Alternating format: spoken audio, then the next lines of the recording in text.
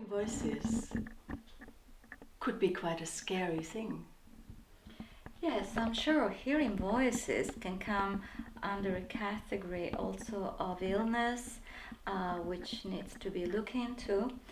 But for what it is, a channel or a trance medium, it may begin as hearing voices, but very quickly it has to be translated in what is an exchange of communication, which means that a medium, a trance medium or a channeler is receiving a mental imprint, which very quickly is transferred into wording that makes sense and are beneficial.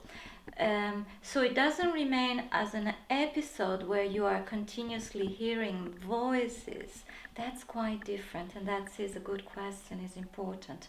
So I, as I told you before, I heard and felt their presence. I could start an inner dialogue, and the inner dialogue, it's very clear. It's like two people really talking. There was nothing taking over. There was not an energetic, overpowering sense. There are not all the kind of alarm bell that should ring when somebody says, I'm hearing voices. So it's good to learn to discriminate what one is hearing and the type of exchange that take place. In that sense, as I began to hear voice, there was actually this great peacefulness, stillness. That's an indication. So as you progress from that receiving, naturally what is a trance medium is really your presence, your being is a conduit, because your throat, your organs of speech become naturally used by this intelligence.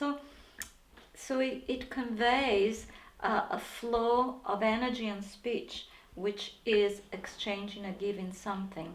So that comes with the natural mastery of the individual. So it doesn't remain as I'm hearing something out there which is foreign to me. It may not be easy perhaps to explain, but it had to be experienced. But to me, that sounds exactly like being taken over.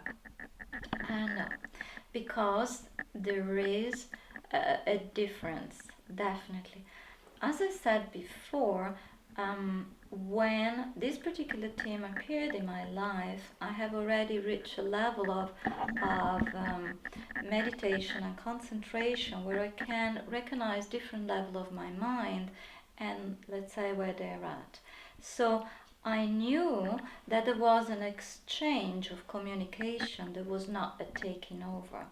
What apparently feels like a taken over, which I do understand your question, is when your organ of speech is involved in saying words that you are almost listening to, but that you are not aware of really thinking them.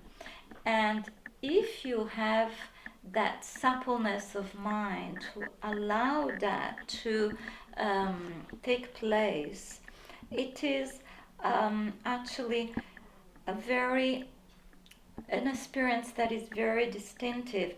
If you're feeling taken over, it may be very uncomfortable to you. I call it quite different. I think there is a process of opening to something that is receiving a type of information that I definitely will not be able to be accessed through a more discursive mental level of mind. So actually it's like an opening, a further expansion, and it's received by my consciousness as an openness. It's not received as a taken over. That is best as I can describe it. When were you first aware of the ability to channel? Well, I started to do more conscious channeling in my early 20s, my 19, 20s, 21. But of course it's a process. It didn't start just suddenly one day. It's more a process of maybe belongs to a certain types, to a certain temperament. And my temperament is quite contemplative. So as a young person, I would be watching for hours on end clouds, and that would lead me to almost become the cloud, or watching birds and almost become the bird. So there will be a part of me that will be quite unifying with that element, whatever that life force was out there. And so I think that became a process of doing this in a number of instances, in a number of ways. And then my focus became around the invisible world and the world of spirit. So as my attention with other friends as well went into that direction, what is called channeling came into being quite naturally as I was reporting back from my journey that I was doing since I was quite young. And that reporting back, after reporting back, it became really that there was a direct reporting back from those beings that I met and encountered. I'd like to know a little bit more about this ability. Is there anybody in your family history who has also been a transmedium? I'm not aware that they have been transmedium, but definitely in my family there are from the women, there are on both sides of the family. There are women that have precognitive dreams.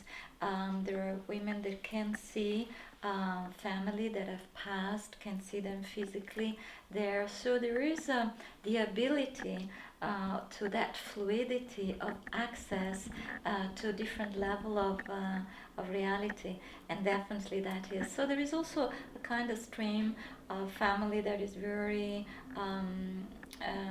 prayerful, quite contemplative, and quite ecstatic too. So I would say this element have played definitely a part.